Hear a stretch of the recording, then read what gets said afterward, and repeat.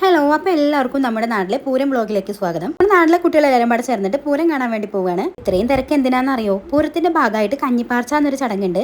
ഒരു കഞ്ഞിക്ക് വേണ്ടിയിട്ടാണ് കേട്ടോ. അവിടെ ചെന്നപ്പോൾ എൻ്റെ ഫ്രണ്ടും അമ്മയും അവളുടെ നാത്തൂനും കുട്ടികളും എല്ലാവരും ഉണ്ട്. കഞ്ഞിയും പുഴുക്കാണ് കേട്ടോ നമുക്ക് പ്രസാദമായി കിട്ടണത്. ഈ കഞ്ഞിപ്പാർച്ചയ്ക്ക് ഒരു ഐതിഹ്യം കൂടെ ഉണ്ട്. അതായത് പാലക്കാട് ജില്ലയിലെ അട്ടപ്പാടിയിലെ ആദിവാസികൾ കൂടെ കഞ്ഞിപ്പാർച്ചയിൽ പങ്കാളികളാവുന്നതിലൂടെ സമത്വമാണ് കേട്ടോ ഉദ്ദേശിക്കുന്നത്. ജാതി മത വർണ്ണമന്യേ എല്ലാവരുടെയും ഒത്തൊരുമയുടെയും കൂട്ടിപ്പിടുത്തത്തിന്റെയും കൂടെ അടയാളമാണ് കേട്ടോ ഈ കഞ്ഞിപ്പാർച്ച.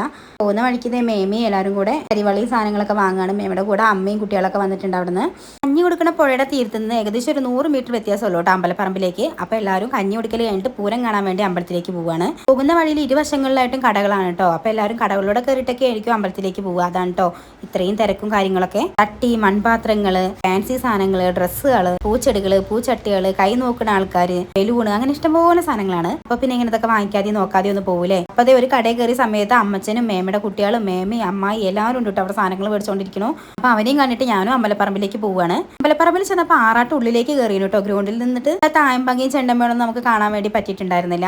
കാരണം കഞ്ഞി കിട്ടാൻ കുറച്ച് ലേറ്റ് ആയി പോയി. അപ്പൊ എന്നാൽ ഞങ്ങൾ വിചാരിച്ചു അമ്പലത്തിന്റെ ഉള്ളിലേക്ക് കയറിയിട്ട് നമുക്ക് കാണാന്ന്. ഭയങ്കര ഒരു തിക്കും തിരക്കും ആയിരുന്നു. പക്ഷേ പൂരം കാണാൻ വന്ന സ്ഥിതിക്ക് നമുക്ക് പൂരം കാണണല്ലോ.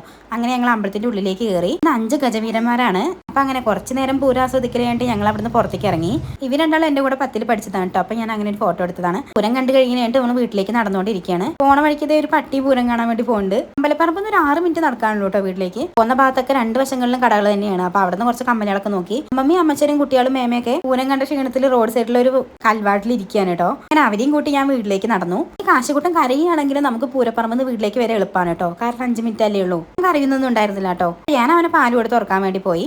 അമ്മയും മേമയൊക്കെ വൈകുന്നേരം ആട്ടോ വീട്ടിൽ നിന്ന് പോയത്. ഇത് രാത്രി പൂരത്തിന്റെയാണ്. പകൽപൂരം കഴിഞ്ഞിട്ട് പിന്നെ രാത്രി ആറാട്ട് കാണാൻ വേണ്ടി പോയായിരുന്നു. 7 ദിവസം പൂരം ഉണ്ടായിട്ട് നിശാട്ടൻ ഇന്നാണോ പൂരം കാണാൻ വേണ്ടി വരുന്നത്. ഇത്രയും ദിവസം ആൾക്ക് തിരക്കായിരുന്നു ഇത്ര. അപ്പൊ തിരക്കൊക്കെ കഴിഞ്ഞിട്ട് അങ്ങനെ ഞാനും ചേട്ടനും കുട്ടിയും പാടെ രാത്രി പൂരം കാണാൻ വേണ്ടിയാണ് പോയത്. ഇന്നത്തെ ഒരു തിരക്ക് എന്ന് പറയുന്നത് അത്രയും തിരക്കായിരുന്നു. നമുക്ക് എങ്ങോട്ടെങ്കിലും പോകണമെങ്കിൽ അവിടെ നിന്നിട്ട് ലക്ഷ്യസ്ഥാനത്തേക്ക് നമുക്ക് നടക്കേണ്ട ആവശ്യമില്ല. തിരക്ക് നമ്മളെ തട്ടിക്കൊണ്ടേക്കോളും. അത്രയും തിരക്കാണ്. മരണക്കിണറിൽ കയറിയപ്പോൾ അതേ താഴെ എൻ്റെ കൂടെ വർക്ക് ചെയ്ത ഏട്ടന്മാരൊക്കെ ഞാൻ വീഡിയോ എടുക്കുന്നുണ്ട് ഹായ് കാണിക്കുകയാണ്.